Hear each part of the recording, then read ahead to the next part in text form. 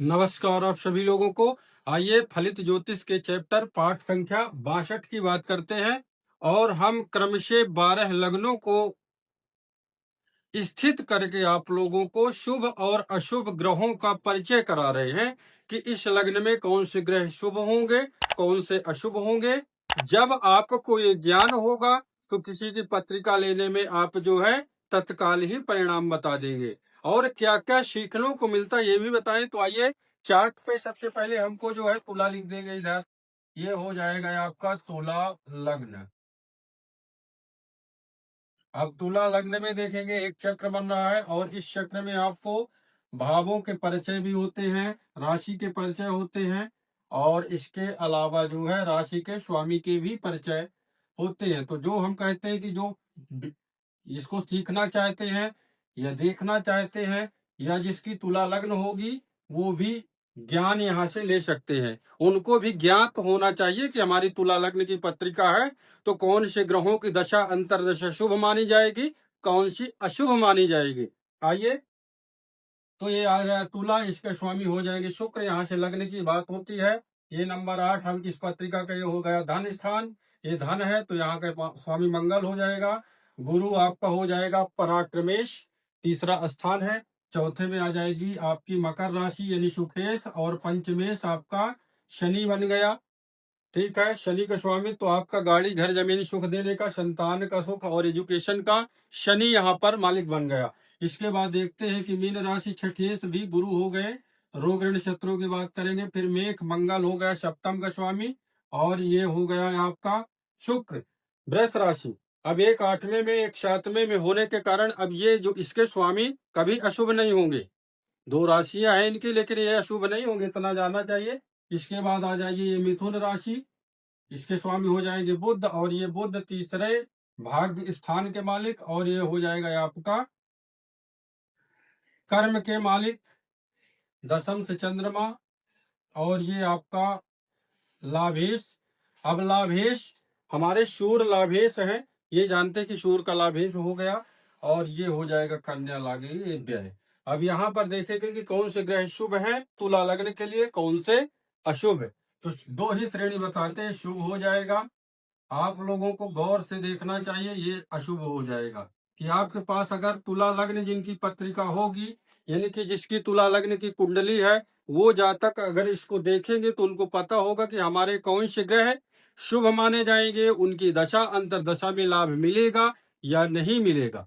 या जो सीखना चाहते हैं तो जो उनको वीडियो उपलब्ध हो वहां से वो लोग जो है सीख सकते हैं। चलिए अब देखते हैं कि ये लग्नेश है, इसका स्वामी शुक्र है, इसकी राशि दूसरी अष्टम पे है। तो कभी भी किसी ग्रहों के राशि 8वें में होने के कारण ये अशुभ नहीं है, शुभ ही माना जाएगा। तो शुक्र शुभ माना जाएगा। इसके बाद ये धनेश है मंगल, इसकी एक राशि जो है सप्तम में है और सप्तम में होने के कारण मंगल मित्र न होने के कारण हमारे लग्नेश का अशुभ। अब ये मारक स्थान है, ये दूसरा और ये 7वां मारक स्थान होने के कारण लग्न का मित्र न होने के कारण नैसर्गिक में अशुभ ग्रह होने के कारण इस ग्रह को हम जो है अशुभ की श्रेणी में रख देंगे। मंगल मंगल की दशा अंदर दशा आएगी तो अच्छी नहीं होगी। इसके बाद देखेंगे तीसरे स्थान में तो गुरु तीसरे का स्वामी होकर के छठे का भी है। अब ये नैसर्गिक रूप से ग्रह जो है शुभ है लेकिन तत्कालिक में तीसरे स्थान को अशुभ स्थान कहेंगे और छठे को दुख स्थान कहेंगे। तो छठे और जो है यहाँ अशुभ नाथ होने के कारण लग्न का मित्र न होने के कारण इस ग्रह को भी हम जो है अशुभ की श्रेणी में रख देंगे। तो ये हमारा गुरु भी अशुभ की श्रेणी में आ गया। अब शनि की बात आएगी कि चौथे स्थान में जो शनि है तो इन लग्न वालों के लिए अब देखिए शनि यहाँ जो है त्रिकोण का स्वामी होने के कारण और केंद्र का होने के कारण पूर्ण योगकारी भी हो गया। कहते हैं केंद्र का और जो है लग्न है आपके त्रिकोण का केंद्र का योग बन जाए तो वो ग्रह पूर्ण योगकारी यानी शुभ से भी अच्छा शनि हो जाएगा। तो ये लग्न का मित्र भी है, पूर्ण योगकारी ग्रह भी है। नैसर्गिक रूप से तो अशुभ ग्रह है लेकिन देखिए तुला लग्न वालों के लिए कितना टपका हो गया कि 19 वर्ष की दशा जब इस ग्रह की मिलेगी तो सारे कार्य बन जाएंगे। तो इसका भी जो है हम शुभ के एक कदम आगे रखेंगे, पूर्ण योगकारी। यहाँ तो नहीं लिख रहे, पर चलिए ठीक है, आगे लिख देंगे। चलिए यहाँ लिखते हैं, आपको संशय नहीं पड़ना चाहिए। शनि पूर्ण योगकारी हुआ। ये तुला लग्न वालों के लिए। इसके बाद आ जाइए, गुरु की बात हो गई, मंगल की हो गई, शुक्र की हो गई, बुध की बात करते हैं। तो बुध देखिए तीसरे यानी कि भाग स्थान का मालिक हुआ, त्रिकोण का स्वामी है, और एक उसकी जो है द्वादश में राशि है। लेकिन ये बुध जो है हमारे लग्नेश का मित्र होने के कारण इस ग्रह को भी हम शुभ की श्रेणी में रखेंगे। तो हमारा बुध भी तुला की पत्रिका में 17 वर्ष की दशा बुध की बहुत अच्छी जाएगी। कह सकते हैं कि जब तक भाग्यवान होंगे, है ना, और पैसा भी इनका खर्चा होगा तो धर्म कर्म में होगा, तीर्थ यात्रा में होगा, ऐसा कह सकते हैं। जब हम ग्रह बैठाएंगे तो बात की बात। अब बात चंद्रमा की आ जाएगी, तो देखिए चंद्रमा लग्न का मित्र नहीं है, शत्रु मानता है।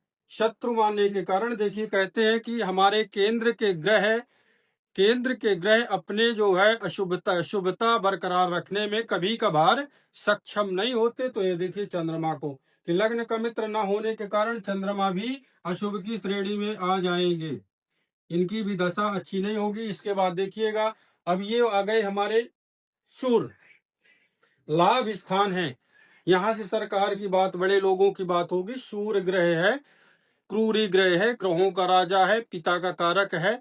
सारी चीज होते हुए लाभ स्थान को कभी भी हम शुभ की श्रेणी में नहीं मानेंगे, क्योंकि तीसरा छठा और ये आय 11वें को कहेंगे। किसके स्वामी को कभी भी हम शुभ नहीं मानेंगे किसी भी शर्त पे। तो हम सूर्य को भी यहाँ अशुभ की श्रेणी में रख देंगे। तो देखिए आपके तुला लग्न में निकल के आ गया कि केवल शुक्र शनि बुध ही इस लग्न वालों के पत्रिका के लिए शुभ माने जाएंगे। बकाया जो ये 4 ग्रह बचे हैं ये अशुभ की श्रेणी में, इनकी दशा अंतरदशा आएगी तो उतार चढ़ाव जीवन में लगा रहेगा। आगे पाठ में बताएंगे, आप लोग क्रम से समझिएगा। और अगर आपको समझ में नहीं आ रहा तो कमेंट पे बताइएगा, लाइक करिएगा, शेयर सब्सक्राइब करिएगा। आप लोगों को नमस्कार।